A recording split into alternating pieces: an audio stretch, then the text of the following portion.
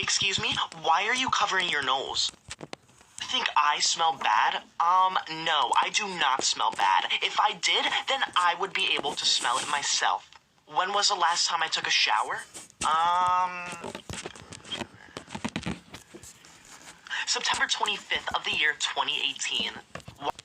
Why haven't I taken one since then? You don't remember? That was the day that the teacher put her hand on my shoulder. Going to report me to the teacher for poor hygiene? Go right ahead, because it is not against the rules to have poor hygiene.